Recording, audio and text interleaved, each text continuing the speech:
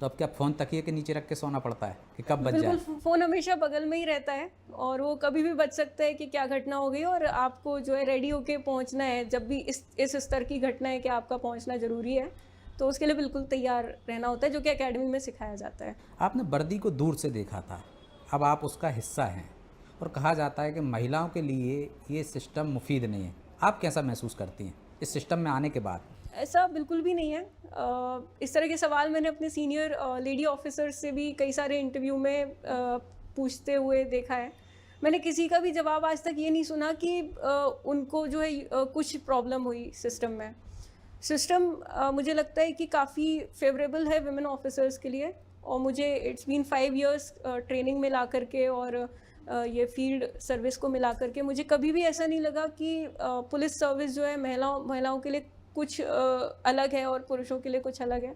मुझे लगता है बिल्कुल समान है सर्विस और समान तरह के काम हम लोग करते हैं इस यूनिफ़ॉर्म में। तो कभी आपसे किसी ने ये नहीं कहा कि आप महिला हैं, आप रहने दीजिए, ये काम ये जेंट्स कर लेंगे? ऐसा बिल्कुल भी नहीं है।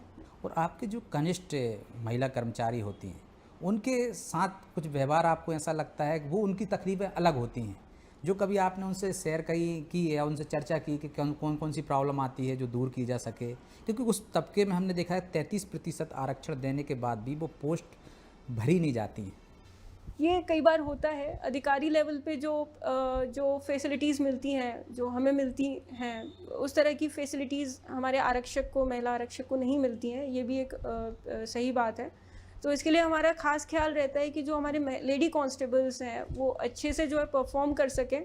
तो उसके लिए उनकी जो समस्याएँ रहती हैं, सबसे ज़्यादा यूजुअली जो है वॉशरूम्स की समस्या जो है सबसे रहती है। तो उसमें पुलिस मुख्यालय स्तर से ही निर्देश जारी हुए हैं जिसमें बहुत ज़्यादा इम्प्रूवमेंट भी आया है। अब थानों की जो बनावट है, जो उनके डिज़ाइन स्ट्रक्चर हैं वो बनाए जा रहे हैं कि वो महिला आरक्षकों के लिए और हमारे महिला स्टाफ के लिए भी कन्वीनिएंट रहे।